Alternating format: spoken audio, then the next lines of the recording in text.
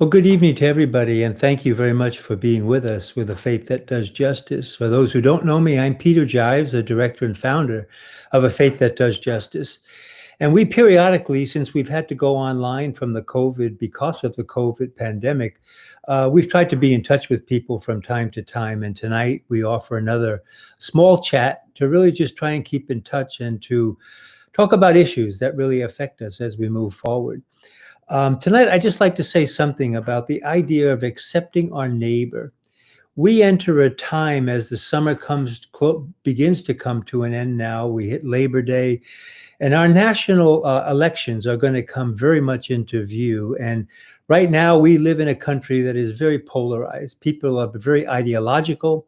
There's not a lot of acceptance of different points of view. And I think tonight, what I'd like to really just mention very briefly and invite you, if you have any questions in your chat box, to just type them in. And as I finish here in a few minutes, we can see if we can answer some of them. But the idea, I think, really is that we need to recognize the common humanity of all of us, that all God's people have human rights and human dignity.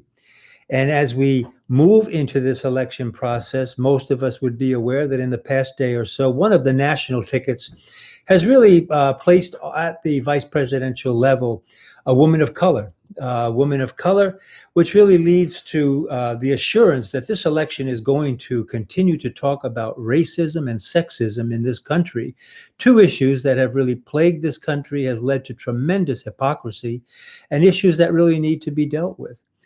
I think as people of faith, we need to keep in mind the idea that God created this world and all that is in it, and it is good.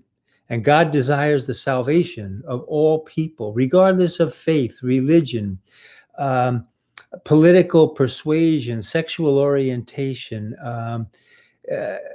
God desires that all people reach the fulfillment that they have innately within them and the salvation that really has been offered to them. And I think that really, a way for us to do this is really to learn to listen to people with the idea that we can expand our own horizons. And in listening, what we'll be challenged to do is really to embrace diversity. That diversity is not something that should separate us, but it's something that we should claim and be proud of, that through the diversity of so many different types of people that make up this country, we are able to move forward in many ways that other countries cannot. We need to also reject the idea of the stereotypes. We've lived this country for so long with different stereotypes related to people because of their religion, because of their political persuasion, because of their sexual identity, because of their race. And so much of it is false. But by listening, what we can do is begin to grow a different mindset, a mindset that is more open, that allows us to really look at values, the values of people instead of ideology. So many people in this country now are voting ideologically, and many people out of one single issue. That is all that really matters to them. When, as people of faith, we're really asked to be open to the idea of the values of the kingdom of God, the values that, as Christians, that Jesus lived by, as Jewish people, the great prophets talked about.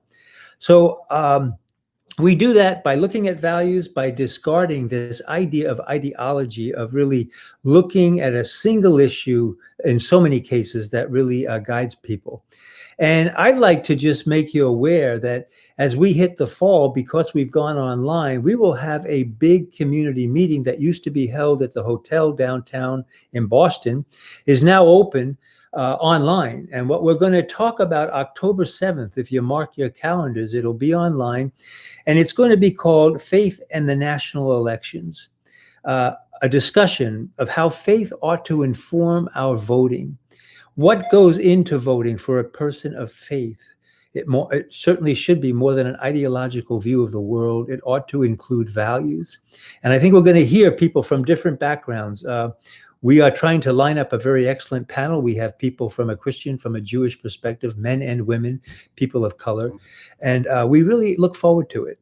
So I'm going to just pause for a moment, and I'll ask you, for anyone who really is new to what we're doing, you can visit us at our webpage at www.faith-justice.org. And there, if you are so inclined, you can explore the webpage. And if you want to be on our mailing list, where we reach out to people, keeping everyone informed of what A Faith That Does Justice is doing, you can fill out on the homepage really basic information, and we'll add you to our mailing list and be glad to really to dialogue with you. So I do see one question here asking, how do we change the mindset of people who don't accept people who are different from themselves? An excellent question. And I think really, one way, I think the biggest way is we have to begin to listen. We have to listen to people who are different than ourselves and be open to the idea that diversity is not something that should divide us. It is really something that ought to be accepted and embraced. And the idea, too, that so many of the stereotypes of people that we don't know, we tend to be afraid of.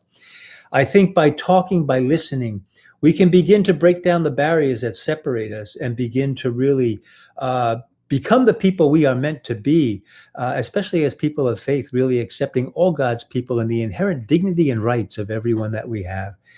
So I leave you with that tonight and ask you to consider it. And we'll be back with another topic as we come along. And we ask you to join us, to walk with us in this journey as we move towards our national elections, to really be people of faith and to think about how are we approaching this and what is this country about and who are we?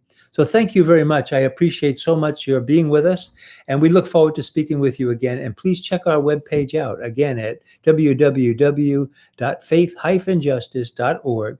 And we look forward to seeing you. Thank you so much.